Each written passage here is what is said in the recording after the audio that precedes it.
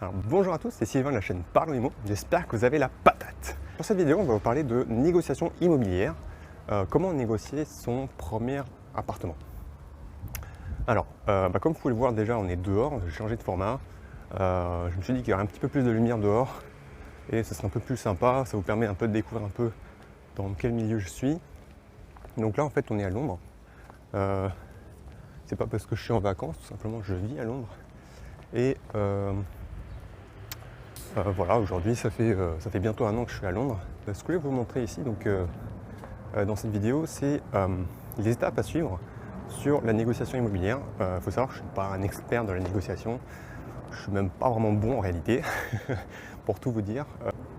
Je voulais vous donner quelques pistes, quelques astuces, des choses basiques qu'on peut apprendre dans des formations immobilières. Et je vais vous donner ça, vous partagez ça. Parce que ça peut être très utile dans votre premier achat. Il faut savoir que la négociation, ça se fait en deux phases. Il y a une première phase qui est très importante, qui est la préparation. La préparation, c'est-à-dire récupérer le maximum d'informations sur l'appartement, sur le quartier, etc. Donc c'est quelque chose que vous faites naturellement en général. Quand vous visitez l'appartement, vous faites en sorte que vous allez voir techniquement, voir l'appartement déjà. Est-ce qu'il est bien isolé? Est-ce qu'il y a du double vitrage? Est-ce que voilà, les robinets fonctionnent, les toilettes fonctionnent, etc. D'un point de vue plus esthétique aussi, vous allez voir, est-ce que la cuisine est moderne? Est-ce que voilà, la salle de bain a été rénovée ou pas? Voilà, donc ce genre de choses. Donc ça c'est une première chose, mais il faut voir aussi autre chose que juste l'appartement. Si vous êtes justement dans une copropriété, vous allez peut-être vous dire est-ce qu'il y a des travaux plus tard à faire dans la copro? Ça, c'est des choses qu'il faut voir dans le PV de réception, d'assemblée générale de copropriété. Pour s'il y a des travaux ou des grosses dépenses qui sont prévues, on négocie ça avec le propriétaire, le vendeur, en disant écoutez, il y a tant de travaux, de dépenses qui sont prévues dans les années à venir. Est-ce qu'on pourrait parler de la possibilité de faire une décote, d'avoir une décote, ou une remise sur le prix, parce que contrairement à un autre appartement que je pourrais acheter, celui-là il me demande ça demande des coûts pour payer tout ça. Donc ça c'est une première chose. Il y a par contre une deuxième chose, il faut absolument savoir au niveau des informations à récupérer, c'est la situation du vendeur. Pour quelle raison en fait le vendeur le vend, pardon. Alors vous allez me dire mais pourquoi on a besoin de savoir pourquoi le vendeur il vend? C'est très important pour savoir en fait si le vendeur il est pressé ou pas. Est-ce que le vendeur il le vend parce que il s'est dit je vais essayer de le vendre le plus cher possible parce que là c'est le bon moment, ou est-ce que c'est vraiment un vendeur qui a besoin de le vendre le plus vite? Ça peut être des gens qui ont déjà déménagé et donc qui se retrouvent à payer 2 fois les charges, 2 crédits immobiliers en même temps, ou voilà, ils veulent absolument se débarrasser. Ça peut être des gens qui ont divorcé, des gens qui ont hérité, on va dire, d'un appartement parce que la personne qui vivait dedans a décédé. Ce sont des cas où en fait les gens sont plutôt aptes à négocier, à concéder une réduction sur le prix, et donc voilà, vous pouvez négocier de manière un peu plus agressive que si vous aviez quelqu'un qui passe son temps à attendre le meilleur acheteur pour le vendre au plus cher. Donc là pour le coup c'est même pas la peine, on passe son chemin. Deuxième chose à voir au niveau du vendeur, c'est au niveau de son crédit immobilier, la durée de détention du bien, parce que vous n'allez pas savoir exactement s'il a un crédit immobilier encore ou pas, mais en ayant l'information sur la durée de détention du bien, vous aurez une idée de est-ce que la personne qui est en face de vous a encore beaucoup de crédit, un gros crédit sur le dos qu'il aura devoir rembourser, ou s'il a quasiment tout remboursé et voilà, tout ce qu'il fait, c'est récupérer le gain sur l'appartement. Exemple, si vous voyez quelqu'un qui achetait seulement il y a 3 ans et qui le revend au bout de seulement 3 ans, c'est typiquement le cas du propriétaire qui fait une mauvaise opération. Parce que, comme je vous l'ai dit, pour que le propriétaire soit rentable, il faut qu'il le rentabilise au bout de 5, 6 ou 7 ans, quoi. Donc le gars qui achète et qui revend au bout de seulement 3 ans, il a à peine amorti les frais de notaire et les frais d'agence qu'il le revend. Donc bon, il aura encore un gros crédit sur le dos et vous ne pouvez pas baisser beaucoup le prix. Par contre, quelqu'un qui a acheté il y a 20 ans, bah, vous vous doutez bien qu'il l'a acheté beaucoup moins cher déjà, de base. Et en plus, il n'a plus de crédit à payer. Donc forcément, on pourrait se dire, ce gars-là, tout ce qu'il attend, c'est se faire le maximum de profit.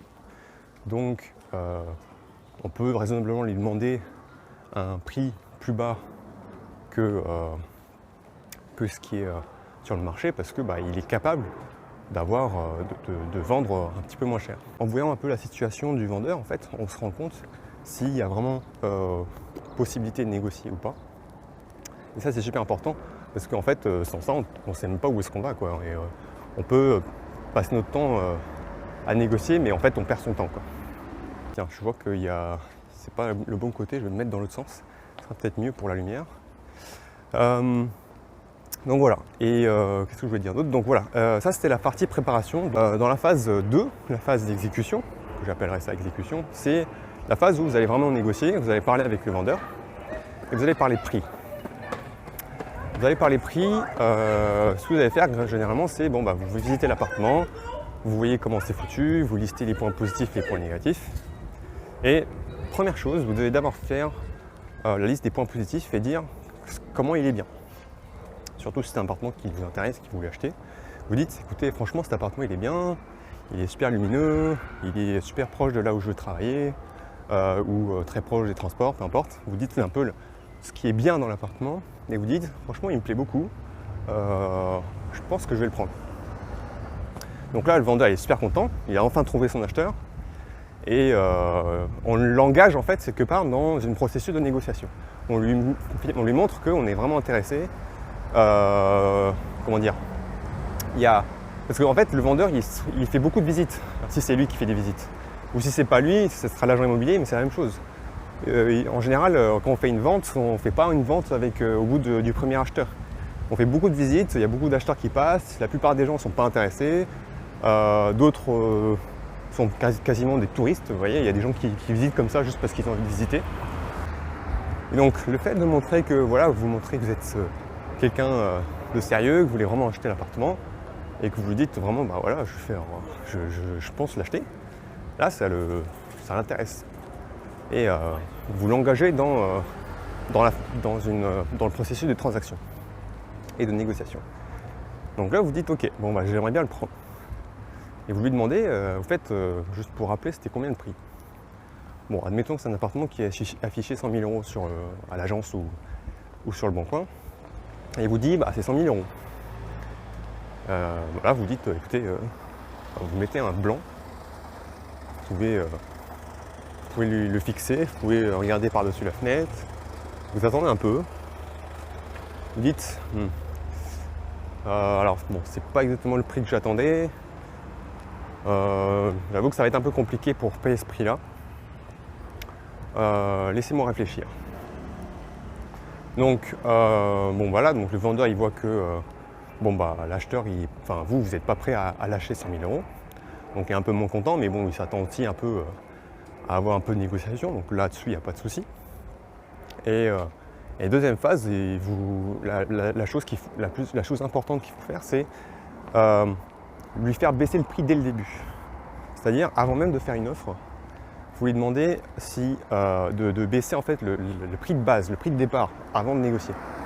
Donc, parce qu'en fait, le prix qui est affiché sur l'annonce, en fait, on s'en fout, d'accord? C'est un prix que soit l'agent immobilier lui a dit que ce serait vendu à temps, ou bien c'est lui qui a estimé et s'est dit que ce sera peut-être vendu à temps. Donc c'est juste une idée assez subjective du marché, quoi. Vous n'êtes pas juste le marché, vous êtes vraiment un acheteur. Donc là, pour le coup, il faut qu'il met un prix vraiment intéressant pour que l'acheteur se dise ok, je vais peut-être l'acheter. Donc vous lui dites écoutez, franchement 100 000 euros, je ne suis pas sûr de l'acheter. Par contre, est-ce que vous êtes prêt à faire un effort sur le prix? Donc là, le vendeur peut dire oui, il peut dire non. Voilà. Donc à partir de là, soit le vendeur dit non et il reste à 100 000. Bon, c'est pas grave, au moins vous ferez tenter. Et soit le vendeur il a dit oui, moi je peux vous descendre à 97 ou 95, peu importe. Le but c'est d'essayer de le faire baisser un peu, de voir un peu sa réaction et déjà de voir un peu s'il a possibilité qu'il baisse le prix ou pas, que s'il est prêt à faire des concessions ou pas. Il peut dire oui, il peut dire non, peu importe. Bon, l'idée c'est de le faire baisser le plus possible avant de démarrer la négociation. Bon voilà. L'agent immobilier généralement c'est plus simple, vous savez. Moi je suis passé par un agent immobilier par exemple, quand j'ai acheté mon premier bien. C'est moi qui lui ai demandé. Et l'agent immobilier, lui, en général, lui, il veut vendre, donc il s'en fout en fait que le prix soit un petit peu bas ou pas. Donc il vous dit assez rapidement, bah écoutez, franchement, ça va partir à 95 sans problème. Donc là, il vous dit déjà que ça sera vendu à 95 au lieu de 100. C'est juste en demandant. Donc des fois, avec l'agent immobilier, c'est beaucoup plus simple. Enfin, moi, je préfère avec l'agent immobilier parce que c'est quelqu'un qui essaie de vous aider pour acheter, quoi. Donc franchement, c'est top, quoi. Donc, la phase d'après, c'est définir soi-même un objectif de prix. On va dire le prix maximum que vous êtes prêt à payer pour acheter l'appartement. Parce que avant même de négocier, il faut savoir où est-ce qu'on va. Si vous ne savez pas le prix final, le prix maximum auquel vous acceptez, c'est pas la peine de négocier, vous allez droit dans le mur.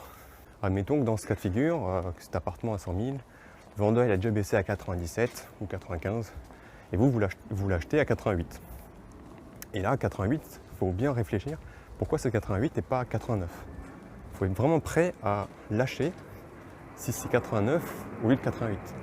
Et donc bien comprendre pourquoi. Ça, c'est fondamental parce que si vous êtes là, vous n'êtes pas trop sûr et vous dites, bon allez, il a proposé 90, bon je vais l'accepter, ça va être bon, à 2000 € près, c'est bon, je fais une bonne affaire. Donc non, justement, vous avez fait ces calculs exprès pour savoir quand est-ce que vous allez faire une bonne affaire et au-dessus de quand vous n'allez plus faire de bonne affaire. Donc voilà, à partir du moment où vous avez défini votre prix, là vous pouvez commencer à négocier. Donc en cas de figure assez simple, en fait, généralement vous faites le double de la différence entre le prix qui est annoncé par le vendeur et votre prix final.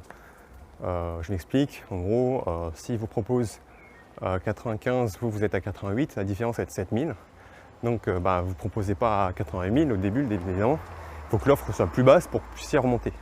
Donc il faut généralement faire 7000 en dessous du prix maximum que vous voulez, c'est-à-dire 81 000 pour ce cas-là. Donc vous proposez, 81 000, il ne faut pas mettre un prix trop précis parce que ça paraît un peu bizarre. Faites un prix plus, un prix arrondi, genre 80 000 ou 75 000, et vous voyez la réaction. Effectivement, parce que si vous êtes par exemple qu'à 75 000, évidemment, il y a des vendeurs qui vont dire écoutez, non, c'est pas possible, moi je ne peux pas le vendre à 75.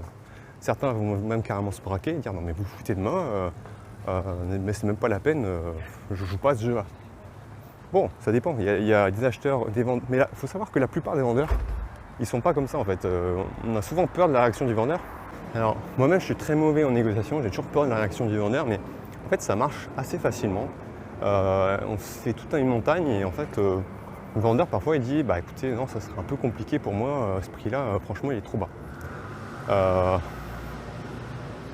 Et ça passe, quoi. Et ça passe dans le sens où ce sera pas rejet, ça sera pas un rejet définitif, on se parle plus du tout, ils s'insultent, non, c'est pas ça.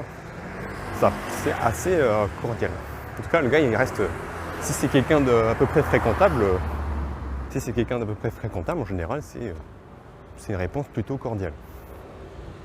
Donc, à partir de là, vous avez fait votre première offre, qui est quand même assez agressive, il faut le dire. Là, j'ai dit 80 000 ou 75 000, mais peut-être que pour que vous soyez au bon prix, je sais pas moi, vous voulez acheter à 80 000, il faut faire l'offre à 60 000, quoi. Donc, ça dépend de votre objectif. Mais voilà, l'idée c'est faire suffisamment, attaquer suffisamment bas pour avoir en fait la marge de manœuvre nécessaire pour remonter. Et après, c'est plus qu'un ping-pong classique entre acheteurs et vendeurs.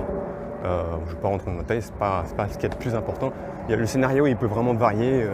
Parfois, le scénario en fait, il peut varier énormément. Il y a des vendeurs.